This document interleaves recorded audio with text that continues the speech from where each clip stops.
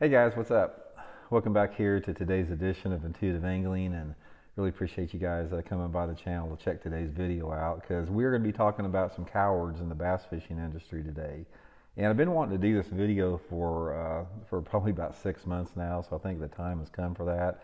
So I got some pretty strong opinions on this, and I'd be curious to get your guys' feedback on it as well once we get done with the video. Also, guys, just wanted to extend a big thank you out there. We're into the new year right now. Thank you very much, everybody that has taken the time to support Intuitive Angling over the past over in 2024, over the past year. I mean, all you guys that have been subscribing to the channel and become channel members and use all the links I put in the description and watch the videos. A big thank you from me and my family. We really appreciate the support. And if it wasn't for you guys, I wouldn't be doing these YouTube videos. So I really appreciate that.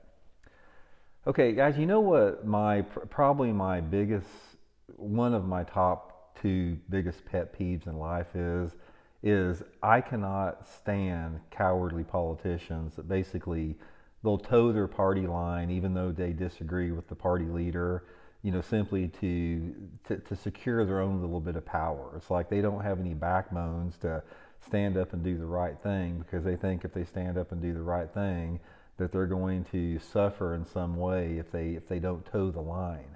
The cowardice behind that is just ridiculous. I can't stand it. I got no respect for people like that. And it's sort of the same way over in the bass fishing industry that we've seen right now. I'm really disappointed by this because, guys, I've been in the sport a long time, and I know a lot of people in it. I know a lot of people that have been in the sport a long time, and I know how they think. And what you've had right now is, you guys that watch the channel, I don't want to get into this whole forward-facing sonar deal, but we've had a lot of different attacks on the future sustainability and the tradition and the heritage of our sport over the past 5 years. Most of it is centered around forward-facing sonar and how it's destroyed our sport and how it's completely changed our sport for the worst and how it's taken over the sport and all the negative that comes with forward-facing sonar. We've had this influx of just ridiculously overpriced bass boats, $100,000 plus bass boats everywhere. We've had all of this drama around the tournament circuits about the managements within the tournament circuits making very poor decisions for the organizations. We've had a lot of environmental issues as far as challenges on our waters.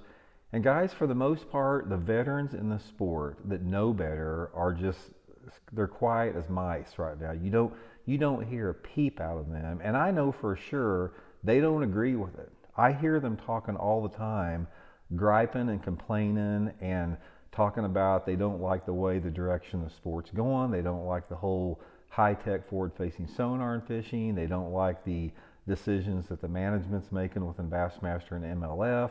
It goes on, but they don't say a dang word about it. It's like people like myself out there that are sort of leading the fight against this. We put ourselves out there on the line all the time. You know why we do it? You know why I do it? Because it's the right thing to do. Yeah, you're going to suffer from it. I suffer big time. I lose thousands and thousands of subscribers, tens of thousands of subscribers every year because of my opinion on these issues. There is a price to pay. But in the bigger picture, guys, you have to do the right thing. You can't be scared and have cowardice run through your veins because you think that you're going to be penalized, or you think that you're going to be looked upon, or you think you're going to be ostracized to one extent if you don't share your voice. And to be honest with you guys, I am extremely disappointed at a lot of the veterans in the sport. I know them. I've been around them. And I'm disappointed about how quiet they are because they know better. These guys know better. And they talk about this behind the scenes. They don't want it out in public. And, it's extremely disappointing. Again, it reminds me of some, little coward congressperson that goes against every bit of integrity and ethics they have because they want to maintain the power so they don't walk the boat or they don't say anything. It's the same way in fishing. If we would have the majority of the veterans in the sport and the majority of the people that have big platforms to have the courage and vocalize what they say privately, publicly, we could change all this. We could change this whole trajectory that forward-facing sonar has put us on that's going to destroy our sport eventually. We could change so many different dynamics within the sport for the best, for the better, but there's just a bunch of cowards out there that do not want to draw attention to themselves.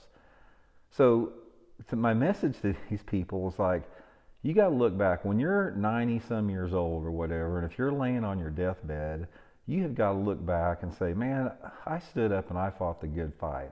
I knew this forward-facing sonar was a bunch of bullshit and it's destroying our sport. I'm glad I stood up against it. Or you can be sitting in your deathbed when you're 90, full of regret, saying, man, I'm really glad I didn't say anything about that forward-facing sonar, because it would have I'd have suffered something, or somebody would have called me a bad name, or I'd have lost subscribers if I didn't say anything about it. It's the weakness and cowardice behind that is just off the chart. So I want to encourage all these guys, the dudes out there that know better. There's a lot of people that don't know any better. They haven't been raised to know any better. They've came from a generation within fishing where they haven't been taught the right thing in terms of what we're talking about. Protecting the sport, protecting the tradition and the mystery and the magic and the authenticity and the intrinsic value of the sport and the environmental impacts that are challenging our sport and just everything around it. And so some of that stuff you can't fault. If you don't know any better, a lot of times it's like, I get it. It's like if somebody was raised to think in a certain direction, even though if that's misguided, I can understand that maybe they just don't have the capability to do that. But these other guys know better. These guys that I'm talking about, they know better and they know what they're doing, and their silence speaks volumes with that. So I just encourage everybody out there to get a backbone. I encourage the politicians to get a backbone and stop towing the party line and do the right thing. And the same with the bass anglers out there. Do the right thing. And you know what the right thing is? The right thing is not what is going to benefit you personally and help you catch more fish. The right thing is every decision and every stance that you have in the sport needs to be focused on handing the sport off better to the next generation, the generation that the sport is going to have, for people 50 or 100 years from now.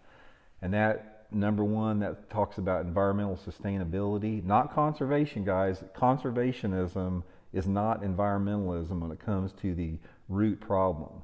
Conservation issues, they focus on the symptom of the problem. Environmental issues are the root of the problem. That's got to be number one thing, and you have got to fight this whole tech. This technology is great in certain parts of our life. When you talk about advances in the field of medicine and some other type of technological advancements that really help our planet and our species and our quality of life, yeah, there's a place for that. But technology has no part in fishing. Fishing and technology do not mix. When you start incorporating technology into a sport that is based upon instincts and intuition and primal skills, you rob it of its intrinsic value. And like I said, there's a bunch of people out there that could be making a lot of changes right now, but they are too scared to get off of their little whatever they have, the little benefit that they're having from being quiet, and do the right thing. So my message to those guys is grow a backbone, get a pair, and do the right thing. Get on the right side of history here. Start fighting the good fight. And life's short, man. And when your time to go comes around, you can look back and you can hold your head high and realize and have the satisfaction and gratification that you led life the right way, and you did it with courage, and you did it with integrity and ethics and compassion and understanding, and focus on the future. So don't be one of those cowards. There's too many of them out there, guys. So let me know what you guys think. We'll talk later.